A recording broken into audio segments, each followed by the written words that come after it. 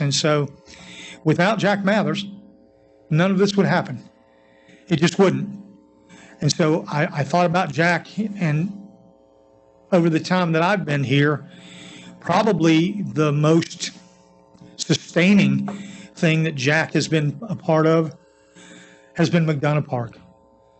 And without Jack Mathers and the vision that he had developing all the trails and all of the relationships that he built all those years with the McDonoughs and all of the people that have been part of the McDonough management over the years and the support that they've given to us, that's another one of those things that no one else has.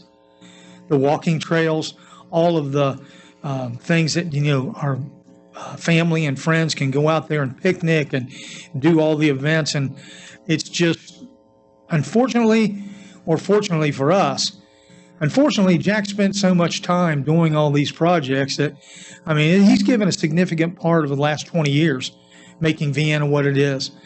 And so tonight, Jack, it's my pleasure and a privilege to present to you the City of Vienna, West Virginia Hometown Hero Award. You're my hero, buddy.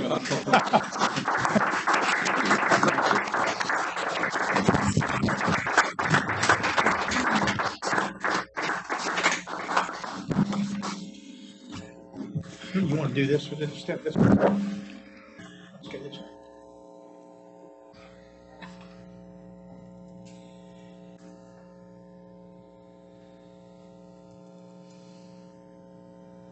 Can you see, Kristen?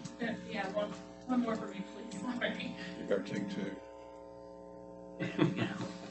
Yeah. Thank you, Jack. Thank you. Am I allowed to talk on my? Yes, sir. You. As long as you pick up your mic. How's that? I hear it.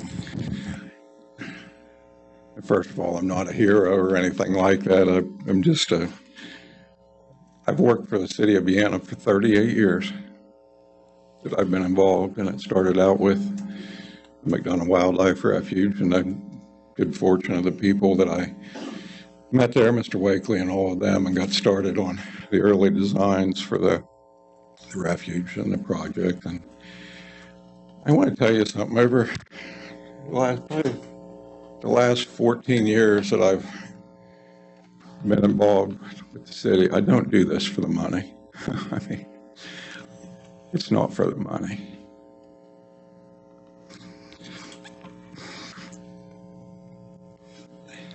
Shoot. It's for the friendships that I make with people. It's for the happiness.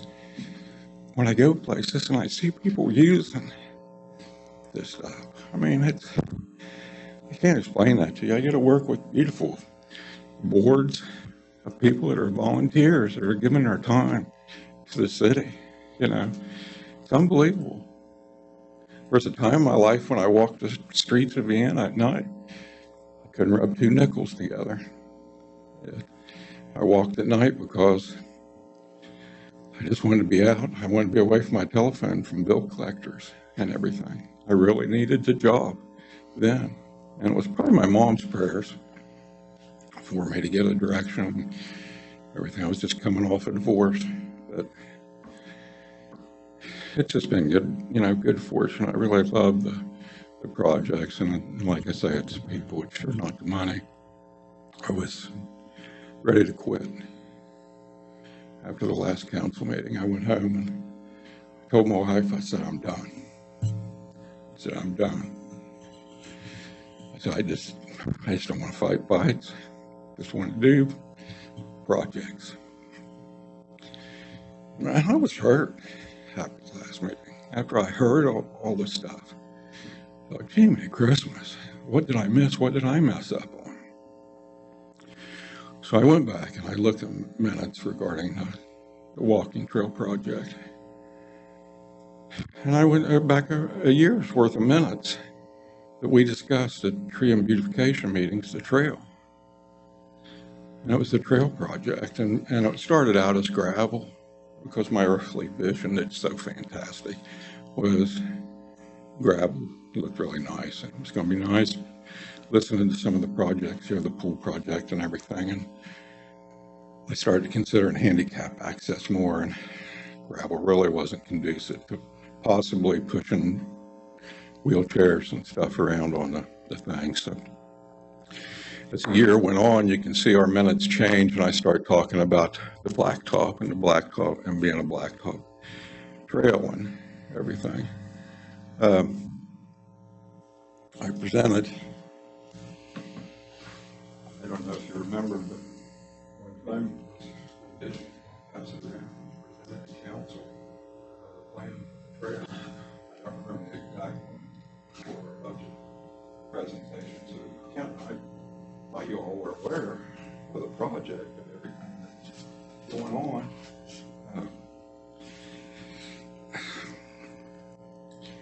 So I'd presented that, and where did we go? I knew we were holding off toward spring to start looking about blacktopping and everything. You couldn't do it in the winter time. In the minutes, it talks about Craig and I getting together and going down and laying the trail out and doing the work and doing everything. I think part of what I've seen is when we did our budget presentations in March, on March the 2nd, and I was talking, and it's a little bit, maybe you couldn't quite understand me, but I was doing my presentation to the council, and one of the questions I was asked was about the trail or about the blacktop trail, and there were some comments made. I said, no, I'm trying to do the trail this year. I'm not waiting till the next budget year. I'm trying to do it this year. I've got grants that are coming in where I've applied for grants for Trek Vienna. And I said, somewhere around, I think I looked left and right, and I said somewhere around $20,000. So I had grant money coming in for Trek Vienna, like I've gone over with Russ. Trek Vienna finished, and I have money left in that line item in the budget that I can draw out of. And that's what I was watching for this trail, to see if there was going to be money so I could do the blacktop instead of gravel.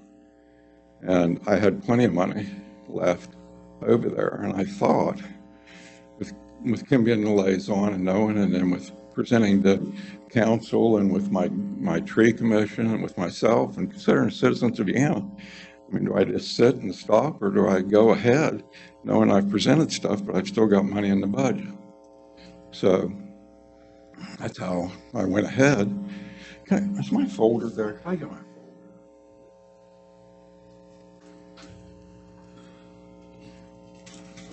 So I went ahead with the project because I had the money, and I wanted to do it. I wanted to get it done for everybody. So the money was there. There was nothing done wrong, but I know it raised a lot of issues, and I got it done. And then I heard that I had taken the money from this year's budget and used it from the tree commission, and I hadn't. I'll pass this around and give it to you. This is my actual budget, and what it shows is there was $45,000 I put down here in this light item. $15,000 of it was for a grant match for a project I want to do for the city of Vienna, so I had put my grant that I was going to apply for in here. And it says the other $30,000 for plaza construction. Nothing about the trail, because I knew I was already going to complete the trail. It was going to be done. And I was going ahead with the development, and there's $15,000 in the line item on my other budget for plantings and stuff. So when I heard I'd spent this year's budget, I hadn't. And when I heard that it was being hid from council or darkness, which was pretty hard to swallow, because I want you people to know everything, because I want you to be proud of the projects. I want you to embrace them and enjoy them. So I just didn't get where I had hid anything or done anything wrong. And I was doing it for the citizens. The trail actually cost $27,000. I've heard, different numbers, but there was two parts to it.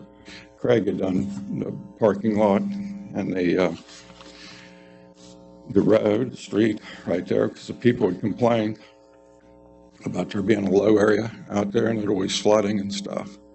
And the 27 was for the trail. And it was already, the blacktop was already bid under a program I know you guys had all approved before, so I didn't think I was doing anything wrong, and I wouldn't do that. So just letting you, I just wanted to really clear it up. It really bothered me. So I do thank you for the award. I appreciate it. And that's all I got to say. Thank you. Jack, thanks for everything.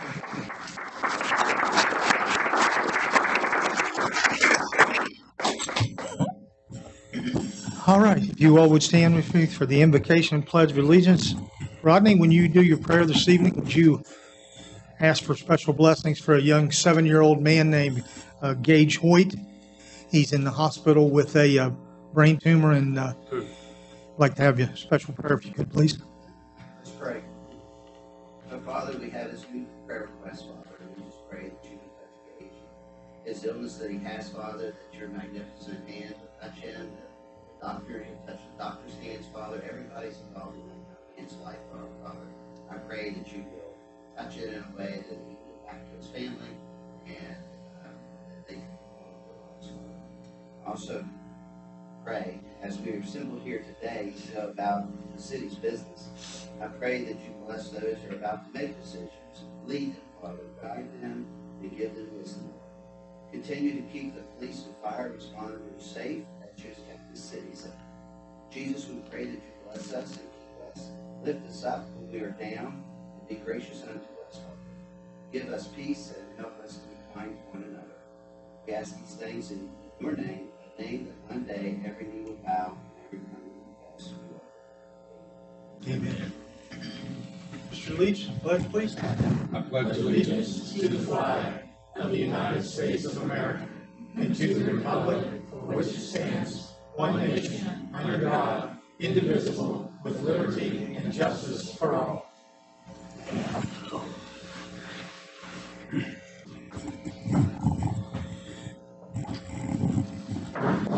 I'd like to call to order this regular session of the Vienna City Council for July the 13th, 2023. Let the record reflect that I've taken roll, that all members of council are present. Having a quorum, we will proceed.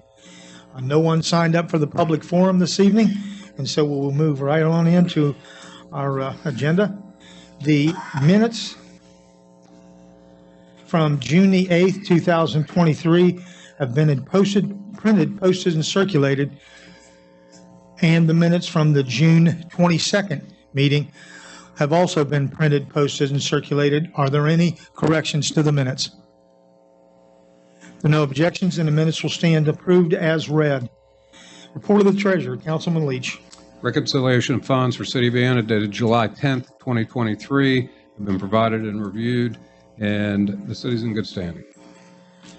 All right, thank you. So we go to unfinished business this evening. We have an ordinance on second reading amending 105.02, the open market purchases, competitive bidding purchases, increasing the amount triggering the competitive bid requirements from $10,000 to $17,500, increasing the non-competitive bid, non-three price purchasing limit for materials and equipment from $1,000 to $2,000. I'll entertain a motion for the approval on second reading of the ordinance amending 105.02. So moved. It's been moved and seconded that we approve the ordinance on second reading amending 105.02. Is there any further discussion? Yeah, I would like to see, I've spoken with many folks in the last couple of weeks about this, and I still feel very uncomfortable with some of the changes in this. And I would like to make a motion, to go ahead and strike the change for the lower portion and just leave it at $1,000 so that portion of this ordinance would be stricken. The reason I'm asking for that is a lot of the folks that I've talked to in the business world and industry and stuff have cautioned me that those smaller kind of nickel and dime purchases are where a lot of things can kind of go unnoticed. And I'm not saying that any of the city employees, we don't have any issues with them, and that's amazing, but that's not to say that we won't. Um, and I want to make sure that we're protecting, our budget and our money in an intelligent way. And raising that to $2,000 is $2,000 is a fairly significant amount of money that can be spent without any oversight at all. So I still feel very uncomfortable about the whole ordinance, but I would like to make a motion to strike the section from limiting from 1,000 to 2,000 entirely from this ordinance. So is it proper form, or should it be amended back to the $1,000? I think that's his amendment. No, he said a motion, so we need to make it as an amendment. Okay. Motion to amend the ordinance. Yeah. Okay. All right. Second. It's been moved and seconded that we amend the ordinance from the $2,000 that was read on second reading back to the $1,000 level that it was previously. Is there any further discussion? Then I guess I'll make my feelings known. I still think that the $2,000 is not an unreasonable amount of money because of how expensive things are today. And the checks and balances system that is in place works very well. Even after a department head submits a purchase rec, it still has to be signed off on by me.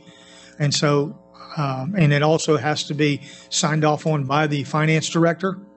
And so not only are we sure that the money is available in the line item that it was requested from, but also that it is not something that, just showed up, if that's the right word. All right.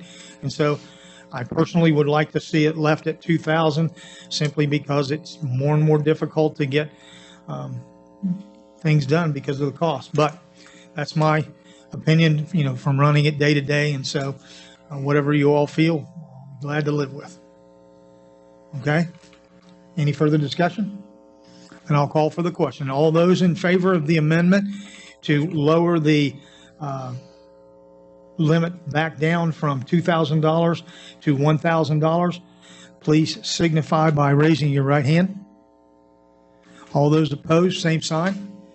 All right, so it fails. We move on. Is there any further discussion on the ordinance as presented on second reading? I have a few comments, if I may. Yes, ma'am. First, I'd like to just start off with addressing what Jack had said up here at the podium. Sorry, Kim. We're talking about an item now. Here, you can save it for council comments if you want. It's going to roll into this because believe me, it goes together. I've always supported the walking trail, and I support what you do. That wasn't the problem. The problem was, I asked for questions, I couldn't get answers to them, and it's more a cumulative effect of all the things that happen around here where things don't, for whatever reason, come back to council when they should. And it wasn't just a walking trail. There were things that happened in the ballpark. We asked at the budget time that, we knew we were going to need to make these programs. We're going to need to make changes for all the programs that need to happen. We asked for that to be budgeted. We got an answer that, oh, it's not going to be very much. We're going to do it in-house, etc. So while I recognize that we do a budget, because that's going to show us what our priorities are for the city and where our money stands, when it comes back, things need to go out to the big process and come back to council for approval.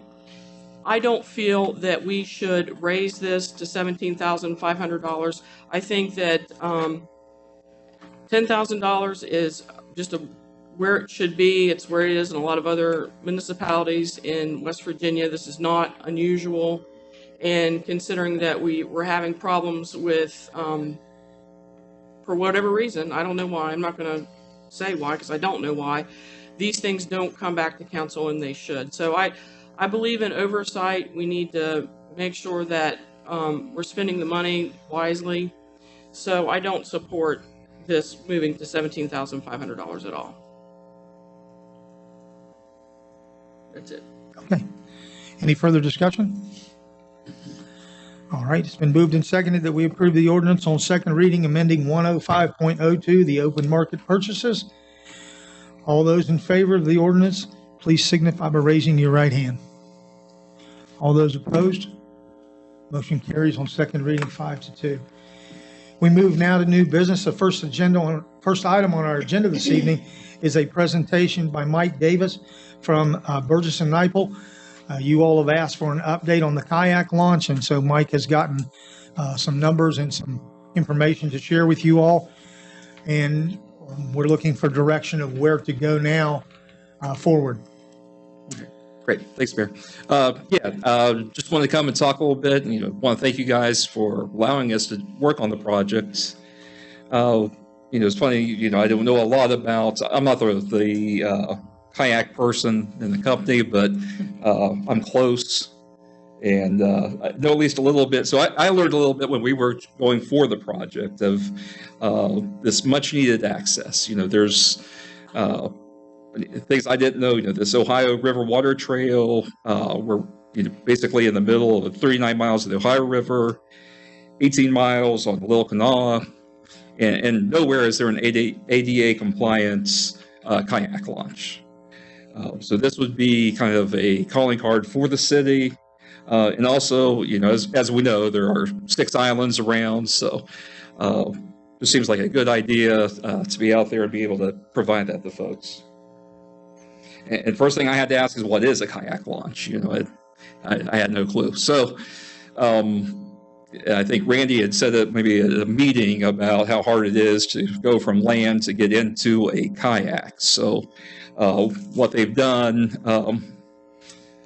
again, starting at the picture over here, you can kind of see how the rollers are. So you put your kayak in, you're able to sit down and actually pull yourself into the water. When you're done, pull yourself back out.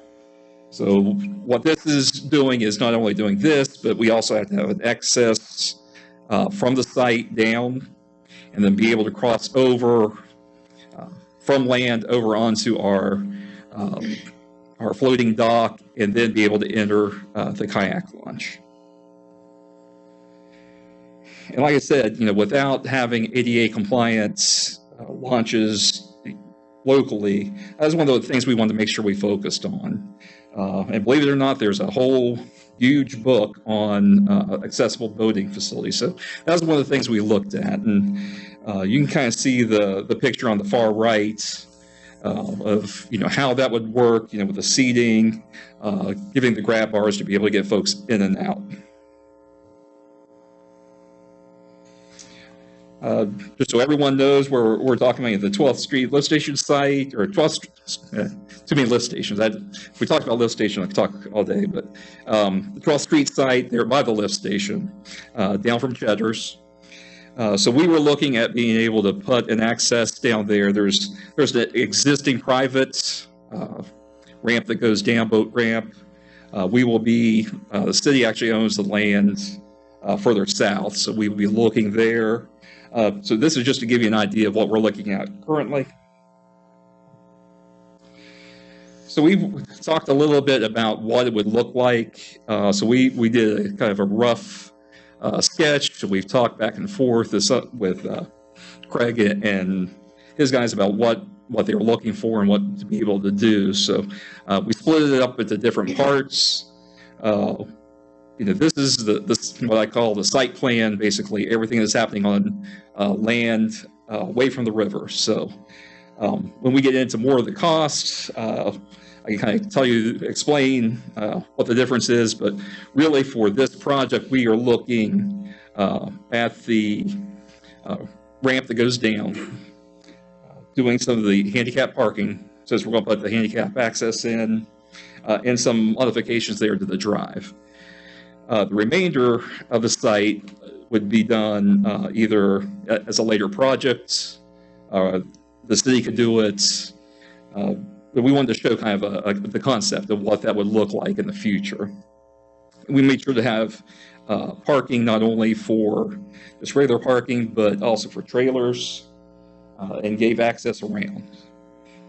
So when we start talking about cost, Just want to make sure we all understand it's that top right-hand section there. And it includes, there will be new fencing because we want to keep the public works guys separate and them being able to get in and out.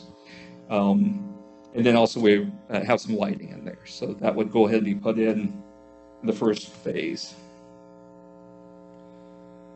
So the kayak launch itself, like I said, what we would be doing is going down from existing road, sloping down.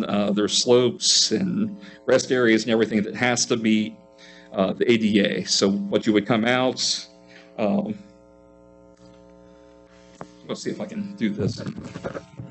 When you start out, you'll walk across until you get to the end of the abutment, at which time there will be the gangway, which is just aluminum. It's going to be able to go up and down. Enter onto the floating dock, then be able to access the kayak launch itself. And it's how we have to look at it. The river is going to vary a lot. So you can see the 100-year flood's about 610. So we're going to be, right now, normal pool, 583. So that's a lot of play. So that's the reason that the gangway seems to be pretty long, but that's the reason. So we can get that so it doesn't fall off.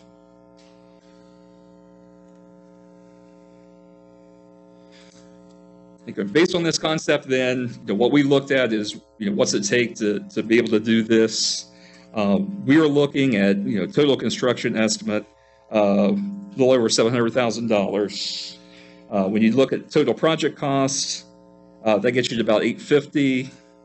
And I don't know a lot about the FLAP grant, but we did get a FLAP grant for $280,000. So the city would be responsible for around $610,000. One of the main reasons I want to make sure we came today, of all things, we have to do a muscle survey. To be able to do that, that season lasts till October 1st, and though it seems like out of ways, by the time we have to do a notification, wait 30 days, we're coming up on it. So we want to make sure we get this moving forward. With the hope and that try to show that us being able to start next year about the time the kayak season starts. So. And with that, I'll just open it up for any questions you have. I'd like to just add something, and before council can ask whatever they want. Brian Chapman is our contact with the State Department of Highways. He is the gentleman that we've had meetings with and is actually in charge of the project. Brian called the other day, and we submitted the numbers that Burgess and Nyepel prepared, and he is going back to the FLAP grant people and saying, look, here's the cost. They're more than what we anticipated. Is there any possibility of getting increased engineering costs and increased grant funding from the FLAP grant project? And so I did contact him yesterday. He still hasn't had gotten an update yet from them, the FLAP people, but we are still looking for numbers on that. But because of the deadline that we're up against, I wanted council to be aware that the biggest issue with the project is the distance that you have to go out in the river before there's enough water to actually float the docks. And so the way that the dock assembly has to be put in there would be to drive pilings into the riverbed, and then they would float with the elevations as the current. And so, Craig, what else do we need to talk about when it comes to the soil and the depth and all that? That's the issue that it is how shallow the river is right there. Yeah, just the length of run that we have to get down. The ramp is extremely long and the brakes for handicap access. You're going to go slow and get that brake. Talking about pressure more. So I push it out a little bit. Lighting stuff. Yeah. Great area, but yeah, that's how it's drawn back.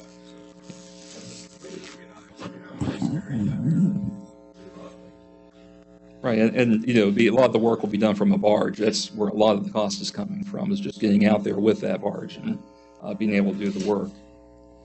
Jim, I know you have property down there on the river.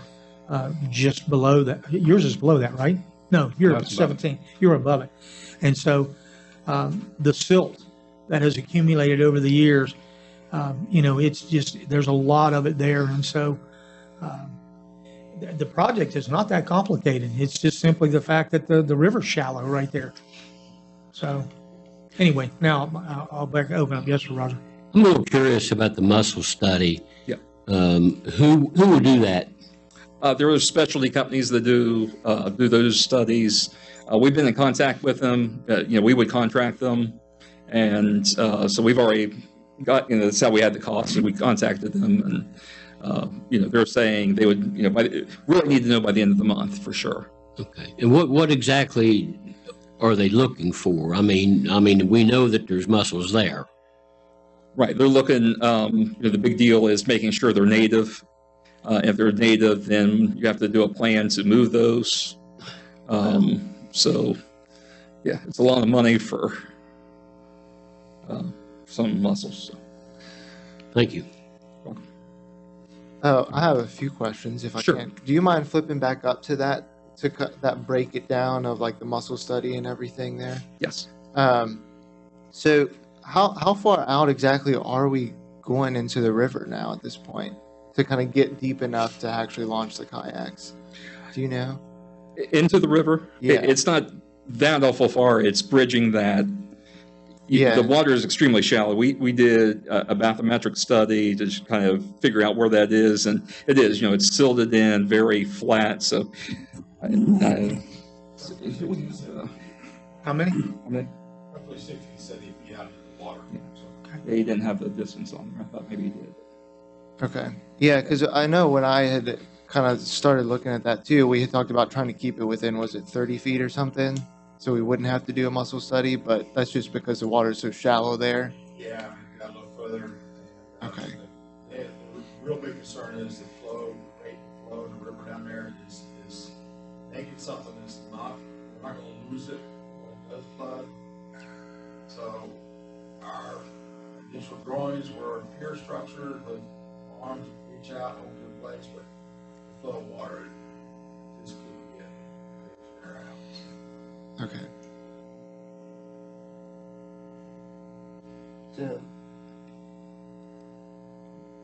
So I guess that's kind of where my question was. So that was kind of a really unanticipated, it looks like almost $30,000 to $40,000 there that we weren't really expecting. Correct. Yeah. And then I think, as we were talking there, so if we do have to move mussels or anything, do you have any idea what kind of cost that might be? And that's not included in this, correct? Correct. Yeah, it's just the study. No, I don't. I mean, I could ask someone and get an idea, but yeah, I don't even. Yeah, because I don't know if that's like a ballpark. Is that like a $20,000 job, or is that $200,000 on top of this? Yeah, what I know is basically the same divers that go down and do the survey then submit a plan, and those same divers go back down and move the ones that need to be moved. Okay. So I would guess it would be similar, maybe a little bit more. I'm not real sure. Mike, could we get some sort of a historical estimate from this company so that we can get Chris get council a absolutely. guesstimate? Yeah. I mean, obviously, when they harvest those, I have no idea. Yeah, I've done mussel surveys, but never had one where it's hit and you had to do the moving. So Yeah, every other boat dock that we looked at for the ramp used the system that Greg was talking about, where you have the pilasters and then you have the arms, and drilling pipes and have floating docks was never part of the initial design. But unfortunately, I mean, that you can step, 60 feet out and it's still up your knees, and so, but once you get past that, it drops off to a very acceptable depth. And so, but we'll get a better guesstimate before the next time we talk about this, Chris. Yeah, and so that was kind of my last question on that. Is you said we almost have to do that before October? Is that correct? yeah, I mean they have to do the survey. Yeah. Yeah, that's the end of the mussel season, right? Okay. So, we've looked at Manville and the rate of the current the steepness of the bank presented challenges. So we started looking at 12th Street. Problem with it, where the river flows is it's silted in. That's what did Pritt in.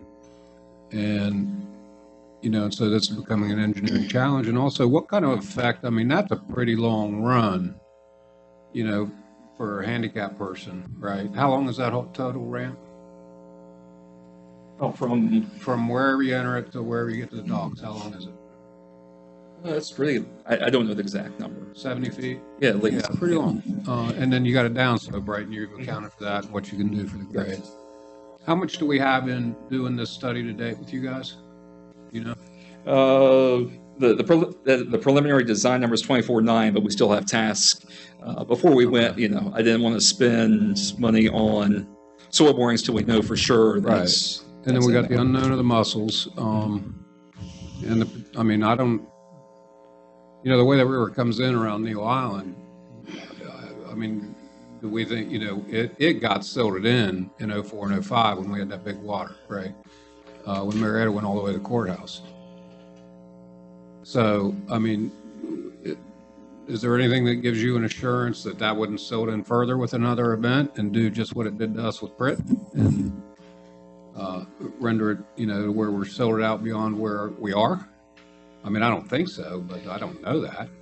So anyway, as far as looking into stuff, we got $350,000. You talk about what's the chance that we can get the additional money, and even if we could, do we want to spend that kind of money on this project with these limitations? So I'm not real pleased with what I'm hearing about this, but I guess it was a little bit foreseeable, but needed, because nobody knew how far that silt went out. And I think it's a pretty big challenge, and I wonder if you might revisit Manville. I'm not liking what I'm hearing on this. Well, we can obviously revisit Manville. The initial issue there, Jim, was it goes and then it drops straight down. Well, and actually And so that's you're helpful. still That's gonna have a exactly what ramp. mine is. My river lot, I have a ramp that came with the property, so it's grandfathered. And I go out about 28 feet, and then, I plunge 12 feet down. And when you're talking about establishing that, that's not a bad thing, because you want to get to the water as soon as you can. And, I don't want to throw a wrench in all this, but. Yeah, it kind of shows that, this. Yeah, that's a if you have trick. to go clear out here, if the water's there, yeah, you're much shorter. Because, the Corps of Engineers only lets you go out 50 feet, right, on a standard permit, commercial or private, right? And that's it. And you're going out, quite a bit more than that. Yeah.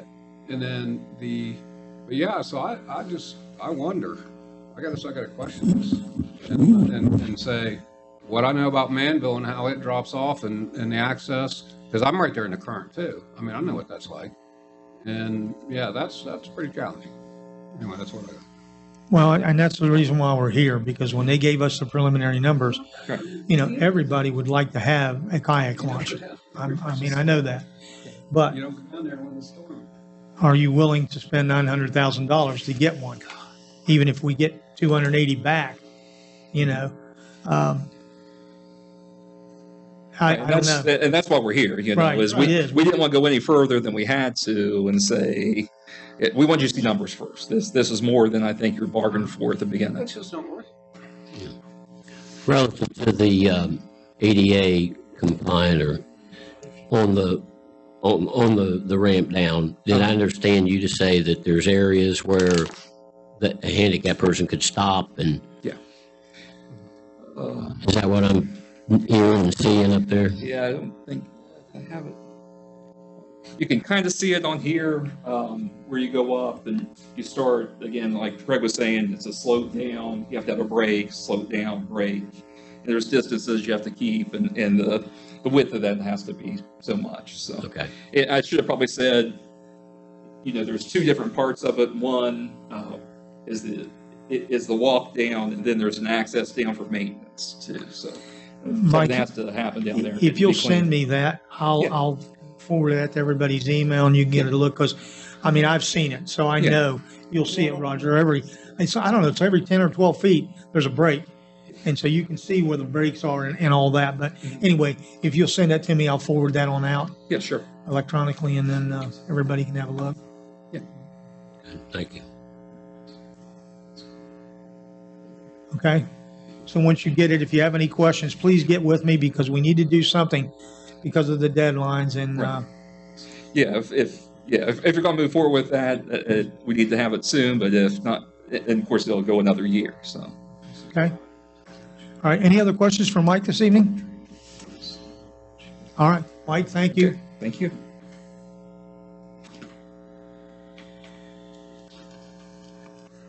The next item on our agenda this evening is a resolution approving the reappointment of Tim Pingley to the Mid-Ohio Valley Transit Authority Board.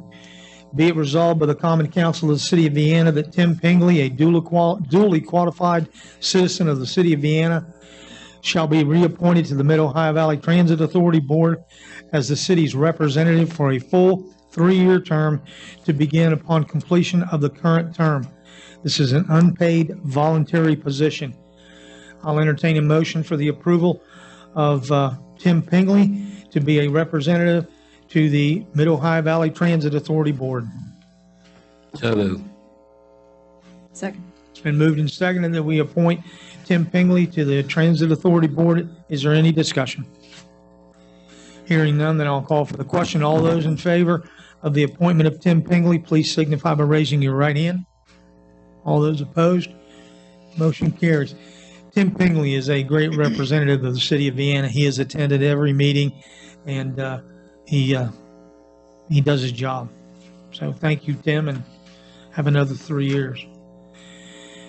Next item this evening is a resolution authorizing the city to apply for and accept, if it is awarded, a grant to fund the Vienna Trail Network, which is the bicycle trail project, and further authorizes the finance director to allocate up to 20% of the total value of the federal grant in matching funds in an amount up to but not to exceed $12,620. This resolution will be read by Mr. Skogstad. Be it resolved by the Common Council of the City of Vienna that it hereby authorizes the mayor and/or Councilmember Chris Mancuso to apply for and accept on behalf of the City of Vienna a grant to fund the Vienna Trail Network for a bicycle trail to be located in the City of Vienna. The grant is for a total of $50,480, of which the city agrees to match up to 20% of the total grant in an amount not to exceed $12,620.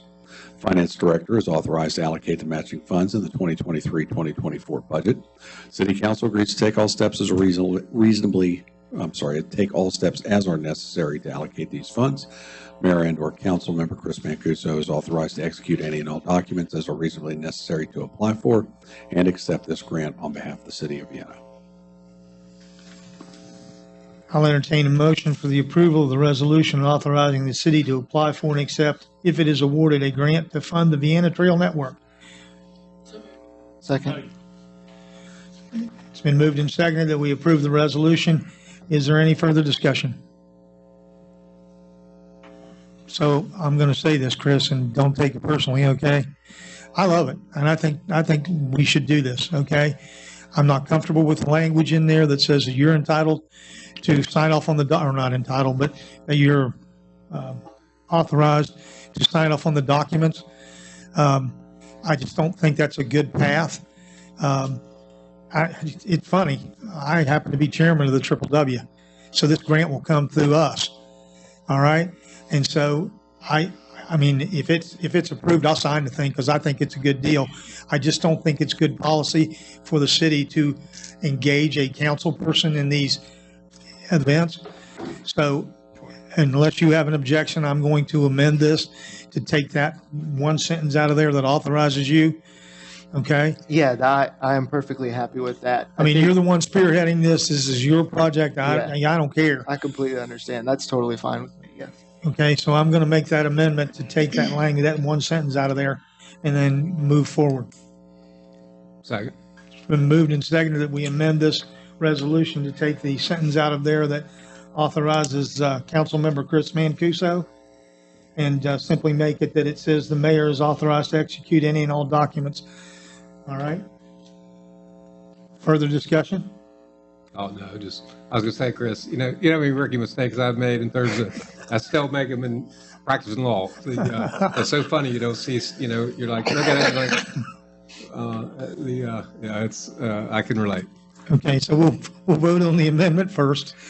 All those in favor of the amendment, removing the sentence to remove Councilmember Chris Mancuso, please signify by raising your right hand.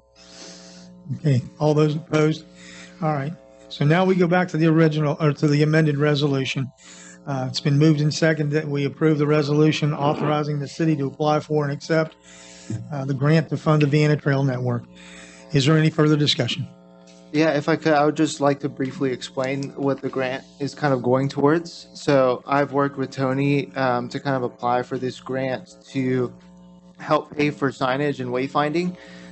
Because we don't have any kind of established trail networks right now, this grant will go towards paying for signage and wayfinding and some bicycle racks and bicycle repair stations along those routes. So that's kind of what this will be going towards if we are awarded it. Okay, thank you. Any further discussion? And I'll call for the question. All those in favor of the resolution, please signify by raising your right hand. All those opposed? All right. Passes unanimously. The next item on our agenda is item number 4. It's the approving the final settlement agreements in the ongoing opioid litigation. This settlement is with Kroger. The selection and release form for West Virginia participating local governments resolves opioid-related claims against Kroger under the terms and conditions set forth in the Kroger West Virginia statewide opioid settlement agreement executed on May the 2nd, 2023. I'll entertain a motion for the approval of the resolution approving the final settlement agreements in the ongoing opioid litigation suit with Kroger. So moved. Second. It's been moved and seconded that we approve the final settlement agreement. Is there any further discussion? Hearing none, then I'll call for the question. All those in favor of the final settlement agreements, please signify by raising your right hand. All those opposed, motion carries unanimously. According to the Attorney General, this is the last one of the opioid settlements, and so with this agreement, we're now in for every one of them that there is, and so that should work out very well. Item number 5 this evening is the bid approval. Councilman Leach, please. Which, are we on? The Salt? as needed asphalt 2023. Sealed bids for the as-needed asphalt paving for the 23-24 budget year were opened on June 29, 2023 at 9:30 a.m. with the following results. Brown Asphalt, sole bidder, 3-inch mill and replace, $211 a ton, 4-inch mill, $182 a ton. Sewer storm catch basin riser, $993 each. Water valve riser, $175 each. After careful review of the bid proposals, the recommendation for council approval from the Budget Finance Committee for as-needed asphalt paving is Brown Asphalt, and the previously stated amounts. Funding project will be from 570-65-58. I'll entertain a motion for the approval of the sealed bid for as needed asphalt from Brown Asphalt. So moved. Second. It's been moved and seconded that we approve the sealed bid from Brown Asphalt. Is there any further discussion? I have a quick question on this because, and I think this is where some confusion has led to. I know that we have 2 bids for concrete streets and for concrete replacement and repair. So my question there is, why are we not doing asphalt in the same way where we have a specific line item for streets and then a specific line item for parking lots and other miscellaneous projects?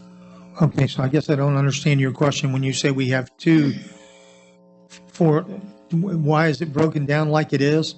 Well, why isn't it? Because we have 2 bid approvals tonight for street concrete and then concrete replacement. So those are like very kind of specific ones only for streets and. What the 2 bids reference concrete, one is being poured in place by a contractor, and the second bid for concrete is we purchase concrete as needed where flow will go through our street repairs, like on water break or something, since it's all like projects. Okay. Whereas by materials, the first one is the materials handling. Okay. Is there any further discussion? Yeah, I have a question about that too, because, to me, as needed asphalt, kind of, potholes, streets, that kind of thing.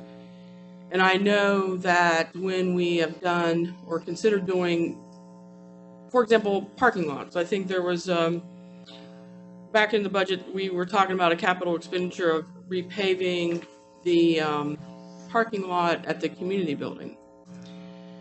So that raises a question. So when we have as needed for streets versus other projects, how come some other projects come to council, or we're told about them in the budget process that we're going to need asphalt to do a parking lot? But this goes back to a lot of what happened with the walking trail is that was anticipated that it was going to come back to council, have a bid, et cetera, like what we do. Yeah, that's a good question. But you don't understand that. You mind going to the microphone? Because I watch these later and nobody can ever hear what you say, and I think that the public misses out on. Well, Yeah, Okay. When it's as needed asphalt, that means for if we have bigger projects like streets, alleys, parking lots, things like that. And you approved that in my budget in line item 58, which would be the $800,000 for street projects, and with street projects or parking lots or whatever. It's what Public Works does. When you improve Mr. Black's, which is in the Parks Department, you approve the parks to expend that money to do this project. So when we approve this for an as needed, that means every department can use this, which it did last year. The fire department used it in the concrete. They replaced their front section. The police department used it to do the parking lot. Parks used it to, as needed concrete, as to doing our sidewalks and dog park restorations. Okay. So Steve can use this number now, or the Parks Director can use this number now to do his parking lot or his. there was actually a separate bid for that. It wasn't very much. It was, I don't remember how much it was. It was minor. Yeah. Did you see how the confusion is? Yeah, but yet you approve both budgets, and what Steve spends, I don't spend. I mean, that's his money. That's Parks No, I Department money. understand that. So, and that's what you approved. It's the process of it that I'm getting at. So you want to come back and get permission to do the project. Well, I think that it was anticipated that project would come back, the Okay. Well, trail projects. I mean, as it has in other times. Mm-hmm. Yeah, but the point of this bid here, the same as it is with the concrete, Yeah. it locks the price in For every department. for everybody. Yeah. And it locks the suppliers in to supply us with these materials. And that way you can better plan Yeah. whatever project you're doing.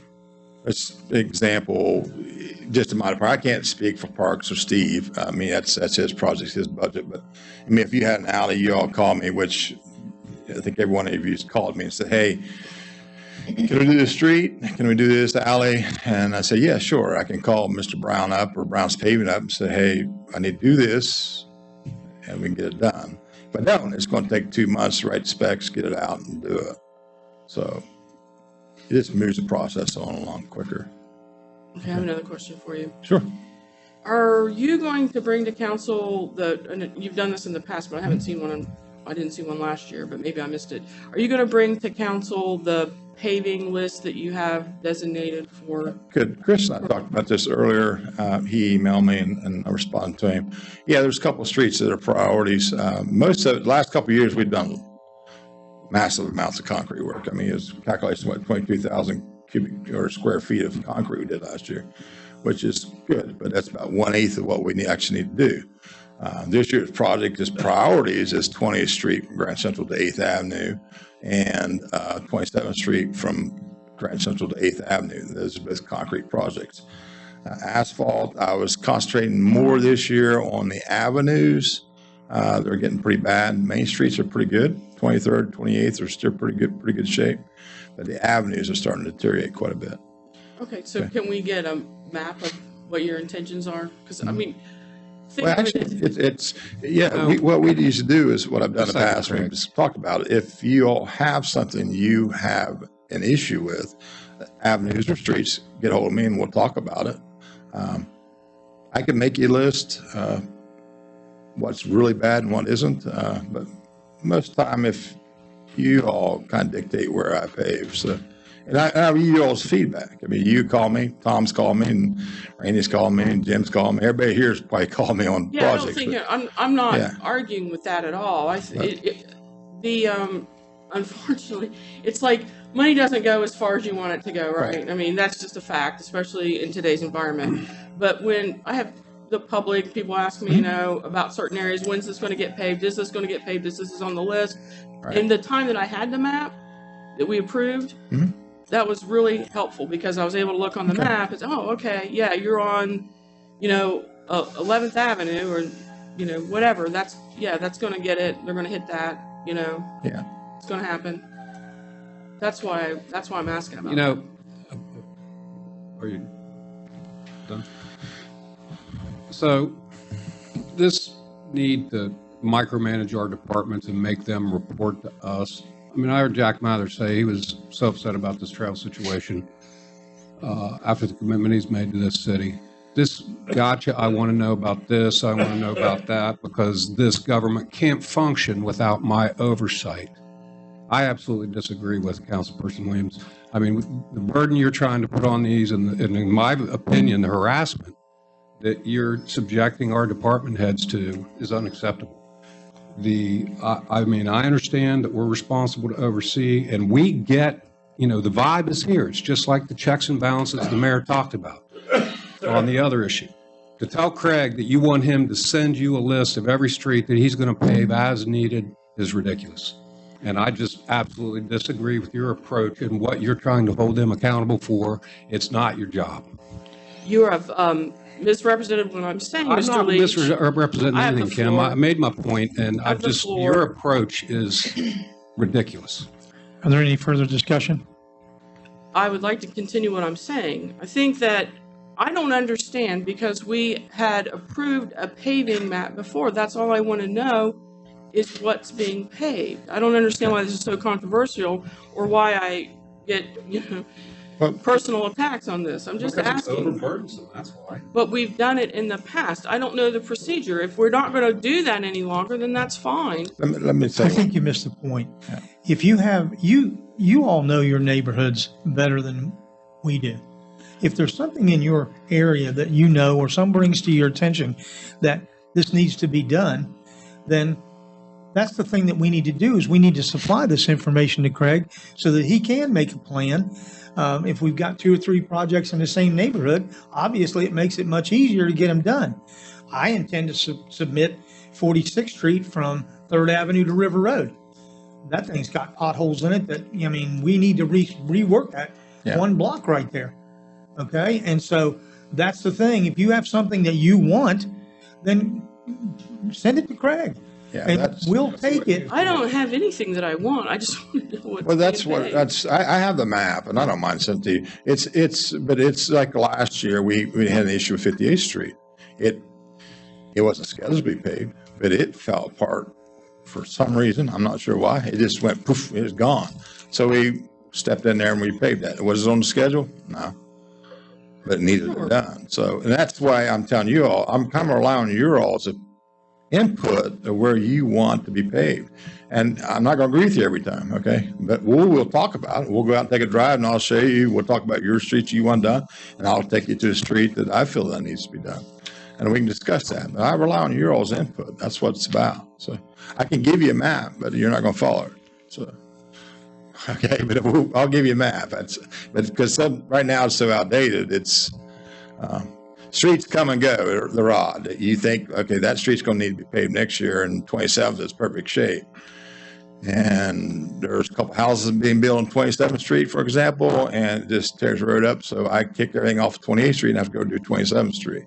So, and that comes from input from you all. Okay, so that's what I rely on, is your all's input. Is there any further discussion?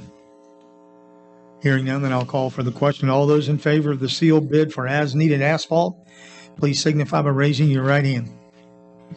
All those opposed, motion carries. Next item this evening is the bid approval for the salt and de-icer. Councilman Leach.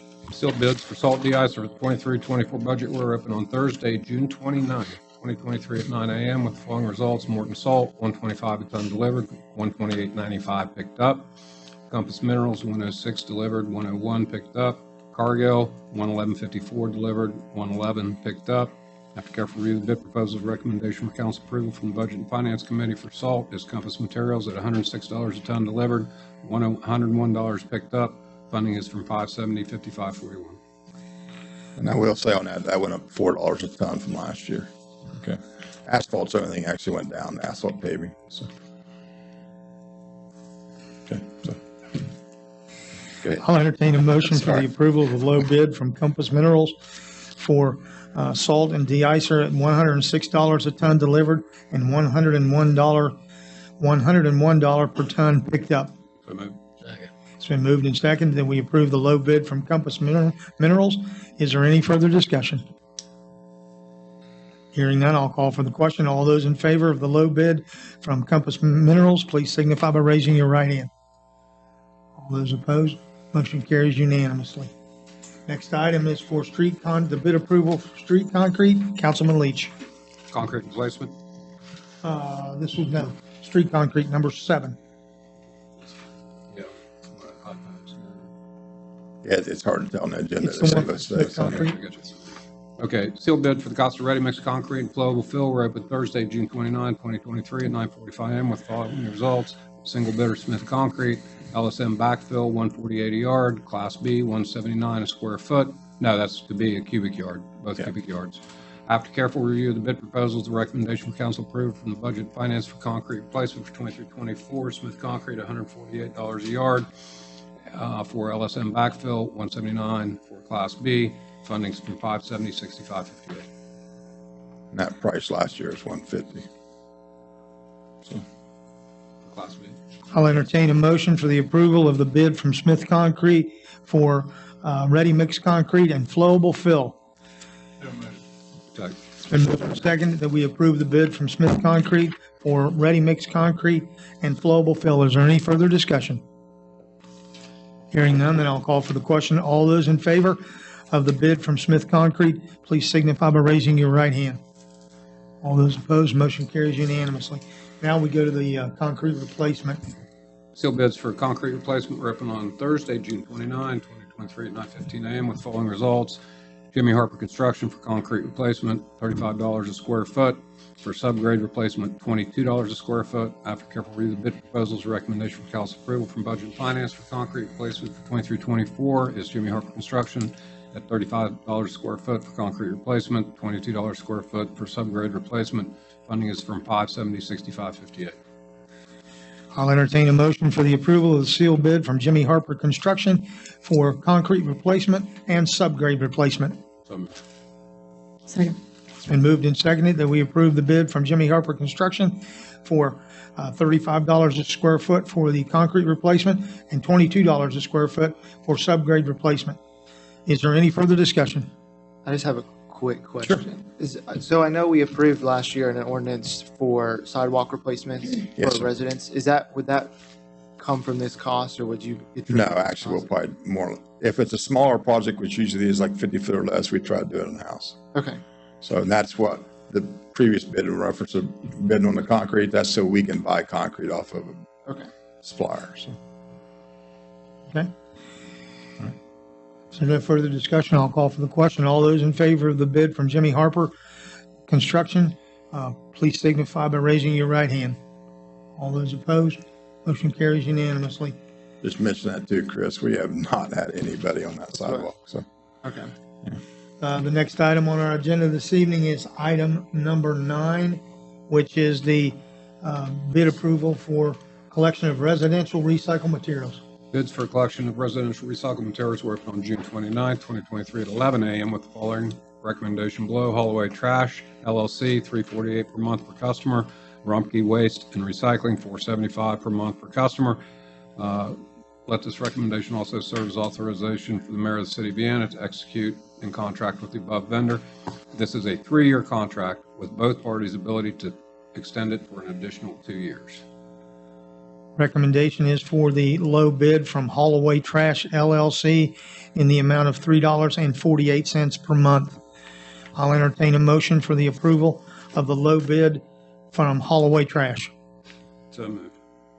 Second. It's been moved and seconded that we approve the bid from Holloway Trash for residential recycled materials. Is there any further discussion? Hearing none, then I'll call for the question. All those in favor of the approval of the bid from Holloway Trash, please signify by raising your right hand. All those opposed, motion carries unanimously. Next item on our agenda this evening is an ordinance amending 951.01 definitions to include the pollinator garden and walking trail park located at 28th Street and First Avenue into the Vienna Park System.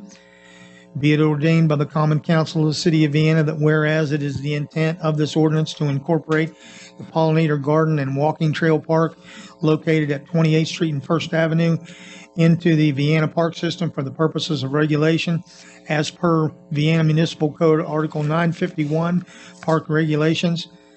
951.01A is hereby amended as follows. A, park means Jackson Memorial Park, Spencer Park, McDonough Wildlife, Maplewood Park, the Walking Trail Park, and Pollinator Garden located at 28th Street and First Avenue, and all land controlled or managed by the Board of Parks and Recreation and the Director of Parks. At our last meeting, this item was tabled, and so it was requested that the department heads come. And so Craig is here representing Public Works, and Mr. Black was unable to come, but he did send an email. And so, Craig, if you'd like to give your opinion on that, you're welcome to do it, and then I'll read Steve's.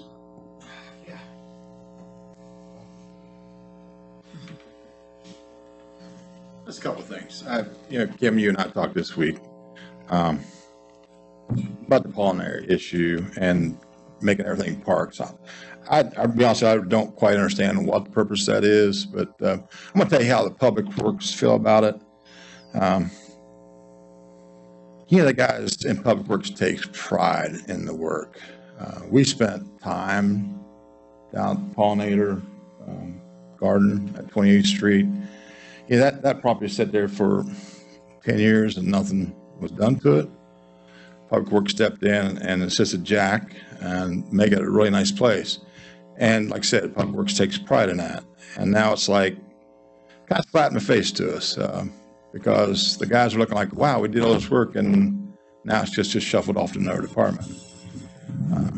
We work great with parks. We work great with the police department. We work great with the fire department, and everybody works together in this city. But it's still, we kind of got our little boundaries, okay?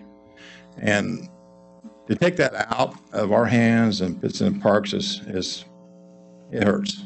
I want to tell you guys a few other things too. We look at parks, parks that you have in Vienna. You mentioned some of them. You didn't mention all of them. You have a park in the 25th Street in Pond Run. Nobody's done nothing to it. Never. You have a park in Greenmont. Nothing. Okay? You have an area down at 30th Street which the city acquired 25 years ago along the walking trail that goes to the park, and nothing. Okay? Now, Jack and I talked about, if it's okay to say, Jack, about possibly putting in like an apple orchard or a fruit orchard down there for the public use. Something, plant trees where people can come down and pick apples, pears, peaches, whatever they wanted. Okay, do I send all my guys down there and have them take pride in it and just turn around and say, whoop, it's not yours anymore, so take it to the parks? We don't feel comfortable with it.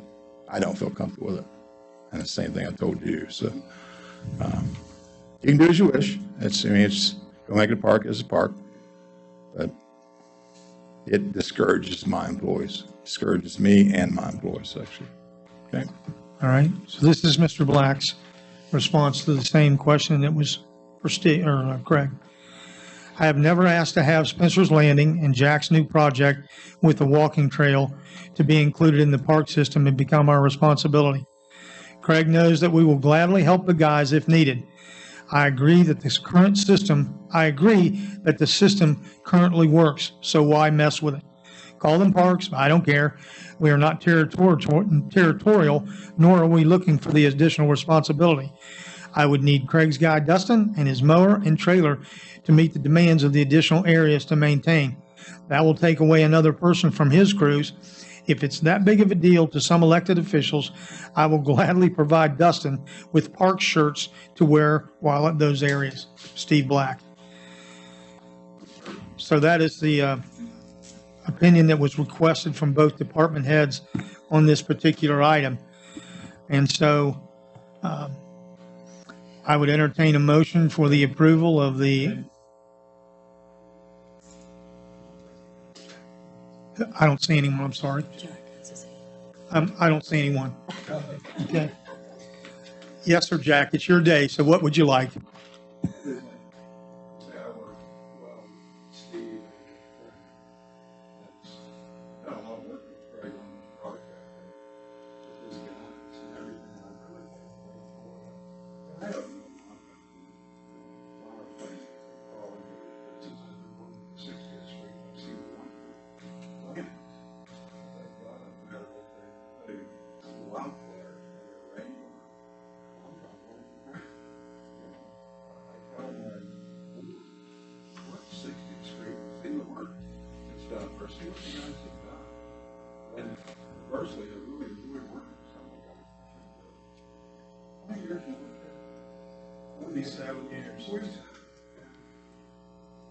We'll take such an interest in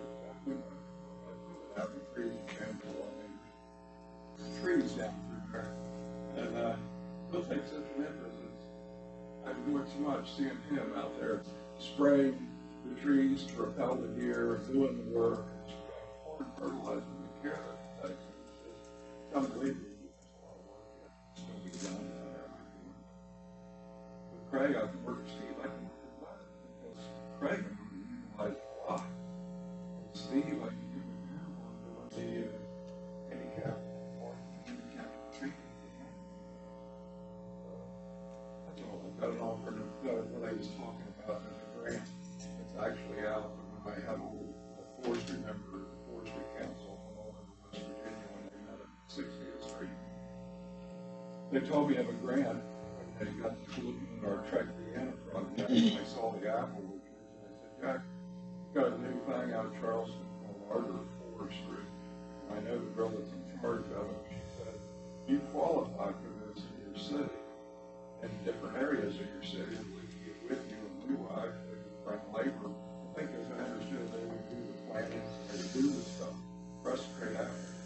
She said, we do all other kind of stuff, and that creates community orchards. They're, I think, doing elderberry plantings for people who do elderberry jelly or whatever, and they're doing that down in Charleston. But they want to, you know, it's another grant. Somebody wants to get with me about. That's all. So I'll entertain a motion on first reading for an ordinance amending 951.01 definitions to include the pollinator garden and walking trail park located at 28th Street and First Avenue into the Vienna Park System. Be it ordained by the Common Council of the City of Vienna that whereas it is the intent of this ordinance to incorporate the pollinator garden and walking trail park located at 28th Street and First Avenue into the Vienna Park System for purposes of regulation as per Vienna Municipal Code, Article 951, Park Regulations. 951.01A is hereby amended as follows.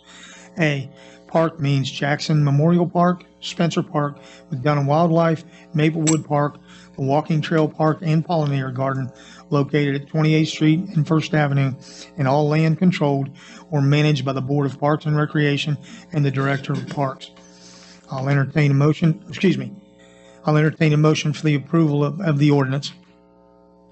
So moved. Second. It's been moved and seconded that we approve the ordinance. Is there any further discussion? Yeah, of course. So first thing about this ordinance is there's a typo in it, and I believe the last time we were here, the city attorney made a road song, and it's still there. One that's in the Dropbox, I think one Randy has the same true. and the one council would be voting on doesn't repeal Article 955. When I did my form, I just cribbed one that I'd used when we talked about Spencer's Landing, and I had, so that sentence should be there. It may not be on the copy in front of you. It is on the copy of the Dropbox.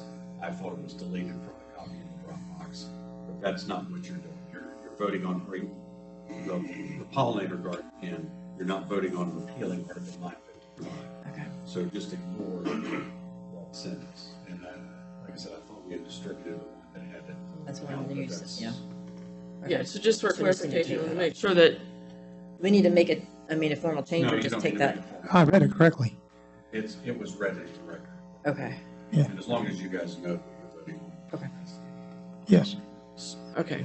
Is there any further discussion? Yeah, Yeah, she's I'm still, talking. if you don't mind. So I did have an opportunity to talk to Craig this past week, and, you know, there's no intention to slight anybody, whether it's Public Works, and I've certainly told you many times how much I appreciate the work that Public Works, what they do, and it's very underappreciated. Same with the Parks Department. The Parks Department, I love our parks. I think they're fabulous. I'm very proud of our parks. The point of this was to bring it into the park system because we're making significant investment in this park. And I appreciate Jack bringing that park to our attention because I never even knew that the city owned that piece of property. It's a fabulous piece of property overlooking the river. I'd like to see it continue to be developed. I know that we're going to need benches and, you know, signage. And I was told today some trash cans went down there, which is great because there was, you know, people unfortunately litter. Not much you can do about that, even with a trash can. But regardless, so the point of this was to bring it into the park system, okay? With all the other parks, it just makes sense. Everybody's upset about this ordinance. The last time we met at the last meeting, it was brought up that it couldn't be done because it was going to create this conflict with mowing, which kind of took me back a little bit because I like it was so impossible to do this because of the burden that was going to create because of the mowing. Well, and one of the reasons it took me back is because I know in Public Works you guys are understaffed. You have been for a long time. I mean, a really long time. And I know on average you get, I don't know, 68 hours of overtime in Public Works every month. So this piece of property needs to be maintained. So when I look at it from the mowing aspect, I think, well, you know, Parks doesn't really have overtime, so maybe if they can't do it, and according to Mr. Black, you know, that's an issue. I think, well, in the past, they've used temporary services. They've called a temporary service company, and they've had somebody come in and work on a temporary basis to do the heavy mowing in the summer. Seems totally reasonable. So I don't know what the resistance is to it, really, why it just can't go into the parks. But regarding grants, there's nothing that you can get grants. You can still get grants even what's in the Parks Department. There are probably park grants that you can get for it, for that matter. And, you know, Jack has a big voice, and his voice would still be heard on the park board. He's a member of the park board, you know. For people who think that I want to control everything, that's not the case, especially with this. I'm not a member of the park board. I'm on tree beautification, so I wouldn't have anything to do with this. I just think that it's better suited to be in parks than just in this gray area of it's not a park, but it is a park. It's, you know, Public Works taking care of it. I mean, I just don't get it. So that was the intention of it. Certainly not meant to ruffle anybody's feathers, but, you know, and I did speak to Mr. Black today a little bit about it. And, you know, he agreed that because they have done temporary, through a temporary service, had people come in to mow in the past, and he has money in his budget to do that. So I don't think that that's a barrier to putting this into parks. And, you know, it's just like I mentioned the last time, you know, Spencer's Landing at some point in time hopefully becomes a park, and then this will be a park, and then they work together you know, I don't, that was the intention. Yeah, I would just like to follow up if you're finished, Ms. Williams. Yeah, I am thinking. Excuse me. I'll recognize you in a minute, Chris. Okay? Okay. So in response to Councilperson Williams, to the rest of the council members, we have been mowing that piece of property down there since we took Manville. And it has worked very well. And I don't believe it is a good option to hire an outside lawnmower service or to pay our guys overtime to come back and mow that at $45 an hour. And so we've maintained it very well in the past. And I would recommend that this council leaves it alone and let the Public Works Department maintain it as they have for the last 5 or 6 years. Okay? So now, Chris. Thank you. Yeah, I want to be very clear, and I seconded this because I do want to have this discussion about this property. You know, I have no intention of underhanding anyone, slighting anybody. You know, I respect both departments work very hard to make this city and community look amazing. And I totally understand that. And that is, I don't think that that's the intention of this ordinance whatsoever. I think it's to, recognize the hard work and effort that has been put into this property and acknowledge it as a park and not just another piece of property on the side of the street that the city has to maintain. And I think that there's a lot of value in that. I think that it recognizes that property as, something we're proud of. And I'm not to say that the Parks Department isn't proud of that, or that the Public Works Department isn't proud of it. I think we should be proud of the parks that we have. And this is a perfect example of developing those parks and celebrating those and advertising our city as one full of parks. And that's kind of where I'm coming from and why I think this has value.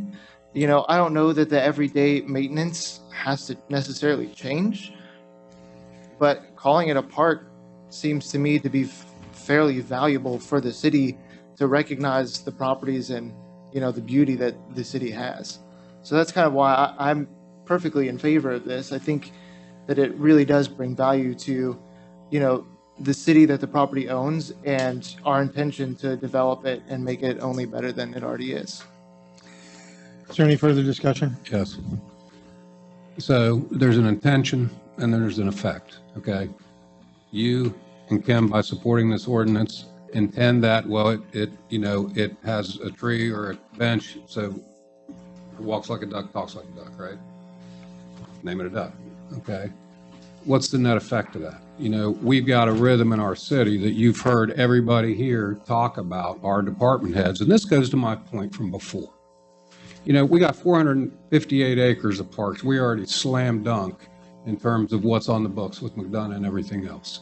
The incremental effect of saying we got a corner on 28th Street, now that's a park, versus the cram down that it is in telling our department heads, don't run your city like you've run it so well for so long.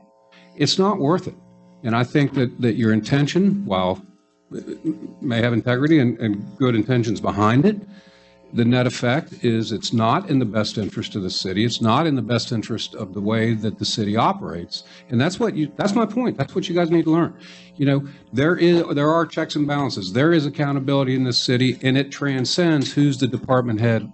And to introduce, Chris, you can smirk, but it's just, I hear these things and just this gotcha stuff, it's just demoralizing for the people who make all the things you say on the other side of your face you're so proud of. How well everything works, how good everything looks. But yet you want to tell these guys in ways that don't matter, this is how you need to do it because it fits our sense of order. Okay? Well, your sense of order is pretty immature, quite frankly, compared to the experience around us. And you need to listen to them. Yes, sir, Tom. If it ain't broke, don't fix it. Thanks, I should have just said that. I will reiterate, I think it's broke when you have 60 to 80 hours of overtime for we have to have the Public Works Department, and the fact that you know, you're short-staffed, I mean, it kind of makes sense to maybe take that little bit of burden off of you to maybe alleviate some of that overtime from that piece of property. I don't understand. I'm gonna interrupt you, I'm sorry. But most of that overtime is on actual water and sewer works. We have very little overtime. The only time we really have overtime in the street department is when the snow flies and the guys go out. But we talk about balance here, and the gentleman that mows that does a great job. I mean, he takes too much pride in it. But when he's mowing that and mowing the pollinator area, if I have a water break during the day, I can immediately get out and pull him off of it and use him for the water break during work hours. And it's blended in what he does. He does that down there for 2 days. He mows 60th Street for a day. He mows, these are locations, the dry dams at Greenmont for a day. So it all on a flow of work. And that's why I really don't want to lose that, because if I lose that, then it kind of throws him off. Where the time he spends in that is, where I take him. Is he just mow Spencer's Landing now, or does he mow the plant? Plant and mows log grass down there. He does a great job, but it's a flow of where he needs to go. He knows that flow. Thank you. So the question just, Craig, about that, because I only know, I didn't pull that number out of anywhere. I only know from what I read from the reports that are given, and there are probably lots of overflow with, water and sewer folks and all that kind of stuff. The argument just was that we didn't want to make this into a park because the mowing part was an issue, and I think that's a really low barrier that can be solved, okay? And whether, Mr. Leach agrees or not, it's irrelevant. I mean, it's a park. It needs to, be put in parks. That's just my opinion, so. Is there any further discussion? Hearing none, then I'll call for the question. All those in favor of the ordinance amending 95101 definitions to include the pollinator garden and walking trail park located at 28th Street and First Avenue into the Vienna Park system, please signify by voting or by raising your right hand. All those opposed, same sign. Fails 2-5. Next item on our agenda this evening is an ordinance on first reading. And Mr. Skogstad, I'm going to ask you to read this because there's language in it. I've got it in front of me. Fine. Thank you. You want me to start now? Yes, sir. Okay. This is an ordinance codifying a procedure for the acceptance of gifts, loans, services, or goods of a value more than $1,000 from a governmental or nonprofit organization. Be it ordained by the Common Council of the City of Vienna that one, when any federal or state government or nonprofit organization, agency, or officer thereof awards to the city services, equipment, supplies, materials, or funds over $1,000 in value by way of gift, grant, or loan, the city, acting only with the consent of City Council, may accept such an award by resolution. Up to, upon council's acceptance, the mayor may authorize any officer of the city to receive such services, equipment, supplies, materials, or funds on behalf of the city, subject to the terms of the award and the rules and regulations of the agency making the award.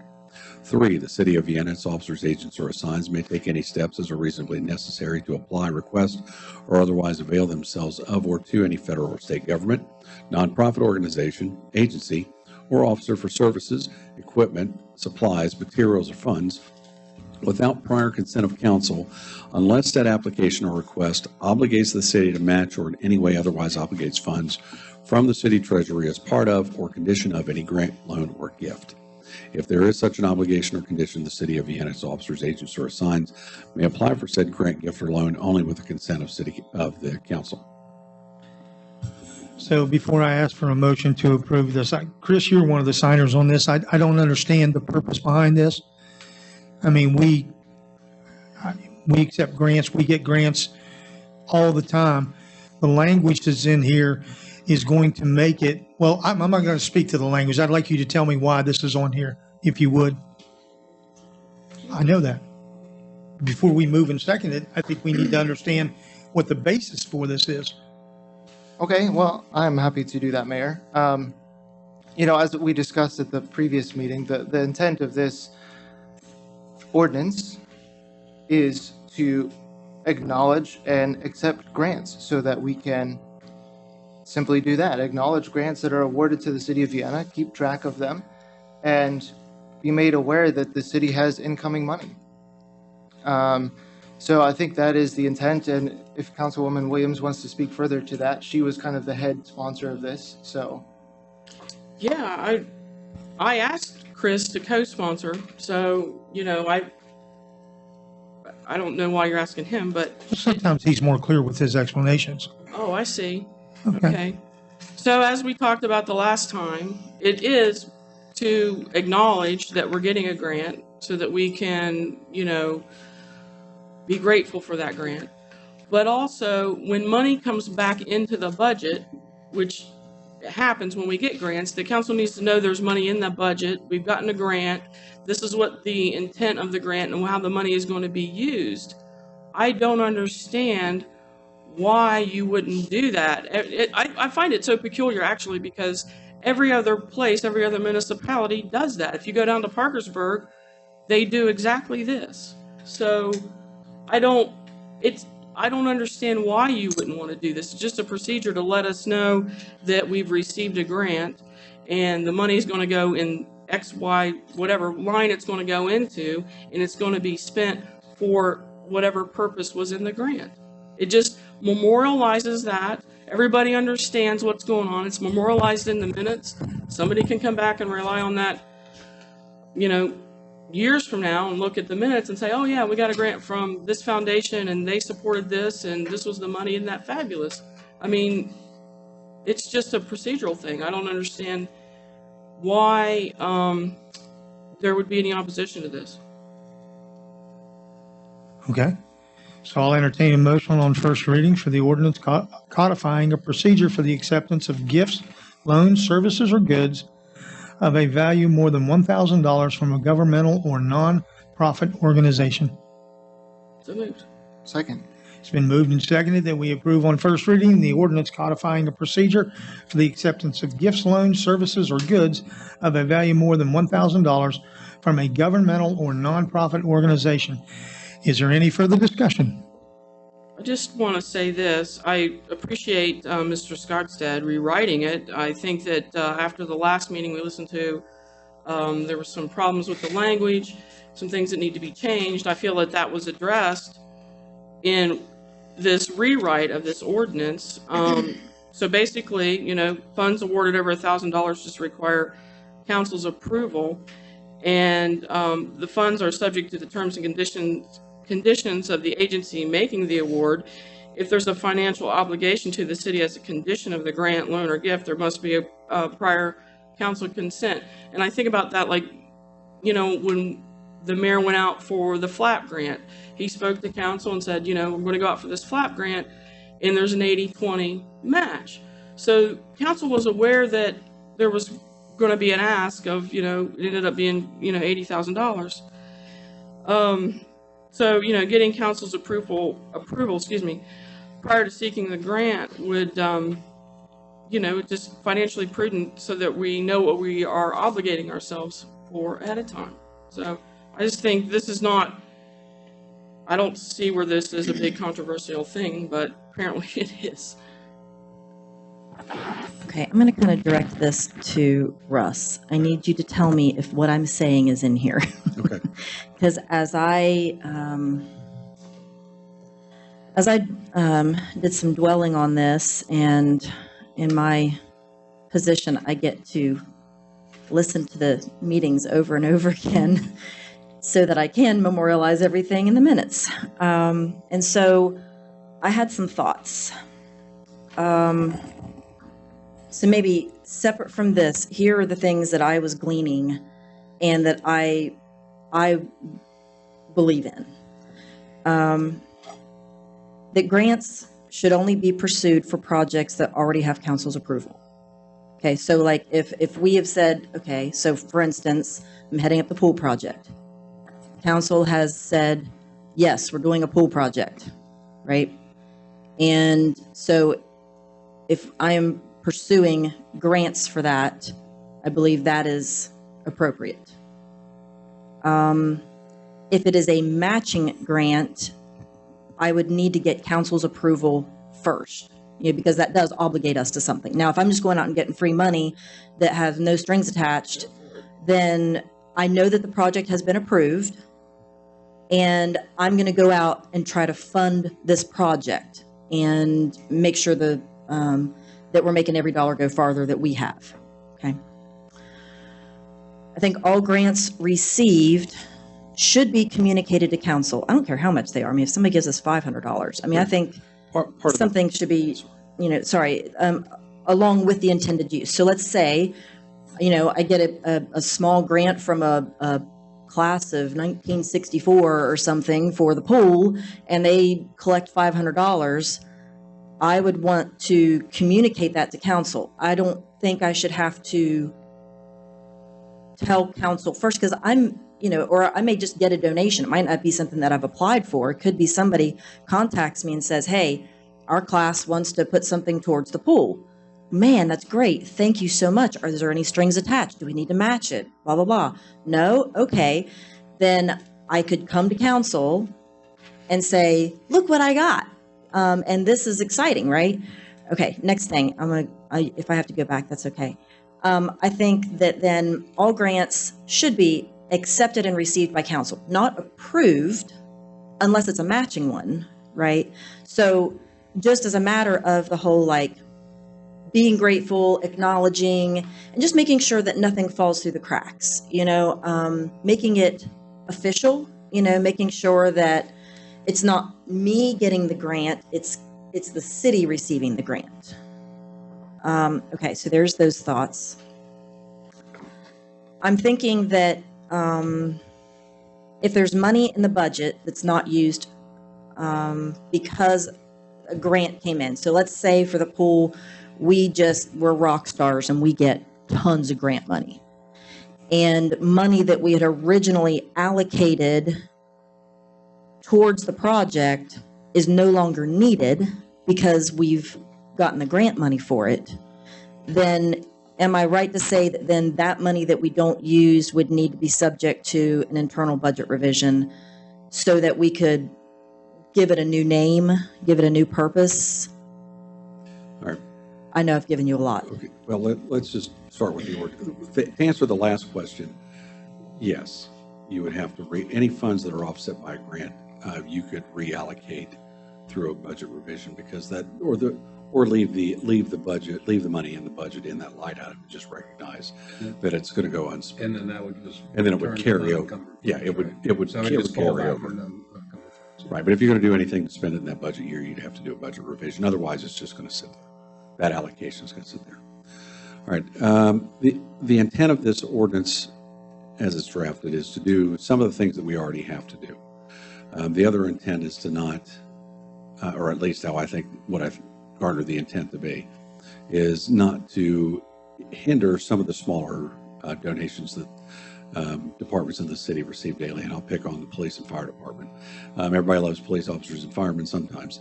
And, they'll bring them Chick-fil-A on Friday. Well, I don't think council needs to be involved in approving lunch for firefighters or police officers. So that's why the dollar limit is set at $1,000. In the original draft, it was anything. It was anything that any money that was coming into the city, whether it's by loan, grant, devisement, bequeath, however, donation, that council would have to approve acceptance of it. Now, that's different from the way that we currently do it.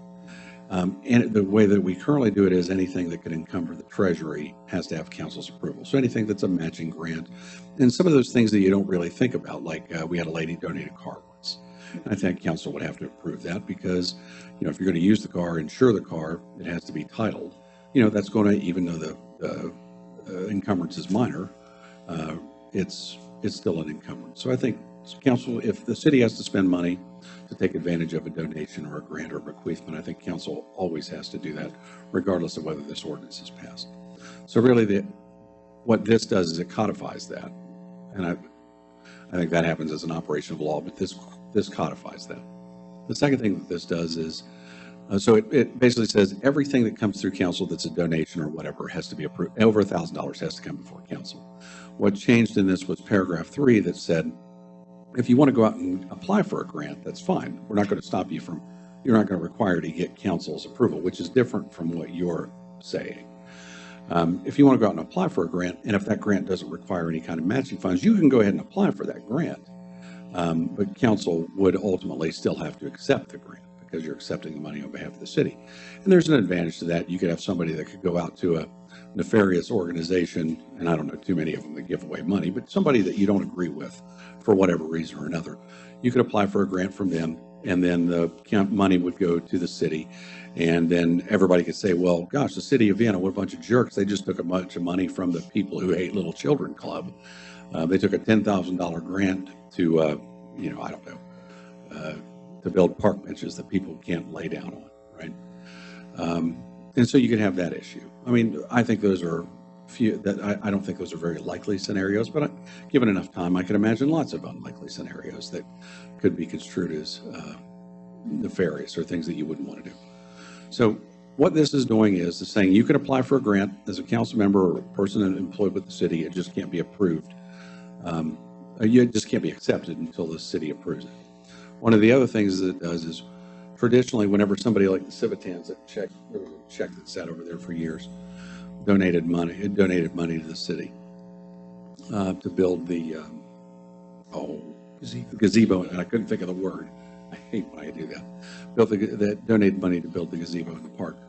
We've always traditionally brought in people to accept that money, whether we had to or not. I think the mayor has the legal ability to accept any donation or gift that doesn't encumber the treasury on behalf of the city. I think you always have that, but you always do that because you want to recognize the people that are doing it. Now, this just codifies it. It says every donation above $1,000 that comes in the city, you have to get council approval. Is that the best way or the worst way to do it? That's up to you guys. I mean, we've done it the way that we've done it for years. You can see the issue that has been brought up is that some folks think that not everything that is being given or donated or granted or whatever to the city makes it in front of council, so they don't know about it. And that certainly, that can happen. I'm sure that that the police department doesn't tell the city every time that somebody brings Chick-fil-A in or bakes cookies or what have you. But then, so I don't know if I'm answering your question. I'm just trying to explain the way the ordinance is. It kind of codifies what we already do. It kind of puts limitations on the way we do things, but it also is different from the first time it was proposed in that it allows us to still pursue grants. It just requires that any grants, loans, what have you, gifts over a dollar amount be accepted by the city. Okay. I have a couple other scenarios that I wanted to ask about. Oh, good. And these are totally hypothetical. This is not for the rumors, okay? I'm totally making this up. Okay, what if? Okay, so like, if I decided myself, just because, ironically, I'm not like the biggest pool goer, I would love a lazy river if I had my druthers. Sure. But so let's say that I wanted to build a lazy river next to the senior center. Okay. But I can't go get funding and then do the project on my own, right? Okay. So it's not like, well, I got a grant for it. You know, I went and got a grant for a lazy river. I'm going to put it right there by the senior center. No, council you can't do that. You would have to approve the Correct. project. Okay. Yeah. Also, let's say that all of a sudden I'm very wealthy and I want to build a lazy river by the senior center. Okay. How do we accept gifts? Because I know that we have people who have been very generous with the city, you know, whether it was, you know, pickleball courts or, the gazebo and things like, there's things that we have in the city because somebody had an idea and brought it to us. But what is our process? You know, when do you tell me, no, we're not going to put a lazy river there? Does that make sense? Well, I think so. Maybe. If I'm building, I'm just trying to figure out like where are our boundaries, I guess. The boundaries are how are you obligating the city. If I'm a billionaire and I want to build a lazy river next to the senior center, and I say I'm going to give you $5 million to build the most incredible lazy river you've ever seen by the senior center, and here's $5 million I would like for you to build a lazy river next to the senior center. And you write the check, and somebody in the city that has the authorization takes the check. That money goes into the general fund, right? Any donation to the city that doesn't have some type of council approval would go into our general fund. And so you would take the $5 million and then you would say, I can spend that on $2 million on a lazy river, and I can spend $3 million on something else. Now, you don't do that because that would make you a jerk. And people would be like, I'm never donating money to the city again, because I said they took the money for the $5 million and they said they were going to build a lazy river, but they built a very aggressive river somewhere else, a not lazy river, a very, very active river somewhere else. And, or they spent it all on popcorn, But if you don't spend the money on what the people are donating for, the only risk that you run is that they don't donate you any more money, unless you sign some type of an agreement as a council member or agent of the city that obligates you to doing that. And that's the danger of doing that, of those kinds of sums. It could be. You have an argument there. You have an argument. Well, Anyway, so it's an open question. I Yeah, think so, Hopefully, no city council member would ever sign. right. So I think it creates an issue where there doesn't need to be an issue under that scenario. If you spend money that you're donated and you do it for the wrong cause, you run the risk of not getting money from the person again, or you run the risk of, if there's some type of contingency and you accept it, spend it. Because if the city spends the money, I think you have a detrimental reliance, but whatever. So I think one of the things that kind of then where I went with all of this was, and you basically saying a lot of the things that this is addressing, it's just a matter of codifying them, that we're already doing it by states. We're already doing some of this because of Well, you have to do some of these process. things, Yeah. period. Okay. And so I think the problem that I saw coming out of this was more of a communication issue, of just making council aware of things and allowing council to participate in the gratitude. So I'm not completely sure that this is necessary for me, because I feel like we're already doing several of those things.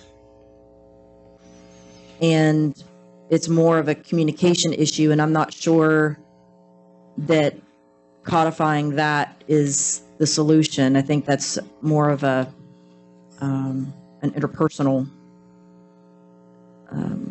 dealing. So, sorry, that was a lot, but that was something I spent a lot of time on. You The done? last part's not a lawyer question. Are you done? I am for now, yes. Is there any further discussion? Just one quick comment. All right. This is about another layer of control and accountability and administration that the city would have to do for something that happens already naturally. We want to recognize people who contribute. Making it a requirement that council, in essence, approves your gift, I don't agree with. I think that if you talk with the people, and including, I would suggest Tony Tiano, who's done our grant work for years and years, and Jack's been, a lot of people that are involved in doing this. It's another issue of when now you're accountable to council, and I think it happens automatically. So I think this is unnecessary. It brings another level of administration where it has to be accounted for, recorded for, Russ keeps track of, for, that really serves no purpose or doesn't improve anything. So I'm opposed to it. I have a question for Recorder Elam. When you talk about communication, exactly what does that look like? What do you mean by that? I would say, okay, so let's just let's pretend we're talking about the pool, okay? So there are things that happen, on the back end of things, right? So I may apply for 10 grants, okay? And I hope you do. And so I'll work our tails off, on the backside, putting it out there, applying for grants. And anything that would need a match then would obviously come to council. But let's say, so whenever, hey, it's our lucky day and we got 4 of those, then it would be like an agenda item, an announcement or an update on received grants or something like that, where hey, whenever it's time for the pool update, I would let everybody know we received da da da da da da da. And if it's something else, but it wouldn't necessarily have to be approved because we've already approved the project and we've already, we're receiving the money because we applied for it. But I think there ought to be an intentional notice to council, of any project that we're doing, and that way we can all say, man, that is great, and celebrate together. And if somebody's here in public, then we can shake their hand and, clap and take the picture and that kind of stuff. So I think that is an important part of it. It also just lets us know, it keeps all of us in the loop. It's, I think, better than an email, better than, just the bookkeeping side of things, because I know that the finance director does, great job of doing all of that, but I don't necessarily feel like it's her responsibility to disseminate that to all of us. So whoever is applying for the grants or whoever receives it, I think it should be on them to say, hey, guess what? This is the latest update. And Right. Does that make sense? That's why I was asking, and I appreciate your answer, because when you say communication, what I don't want to see is communication, like, just through an email to the council, and then the public doesn't really know Right. what's going on, because, we have to operate, in sunshine, right? Right. But I still don't get the resistance to this, because it's basically what we're doing, and, if you're going to recognize somebody and we're going to acknowledge it on the agenda, this is just far cleaner and simpler. Mr. Leach likes to call it, a layer of control. But what he doesn't say in that is that we're a municipality, we're a government, we're not a private business. In, a private business, that's totally different, or we are not another 501c3 nonprofit organization who can take money and they don't have to reveal it to the public necessarily. Okay, so this is just a way to acknowledge it when some money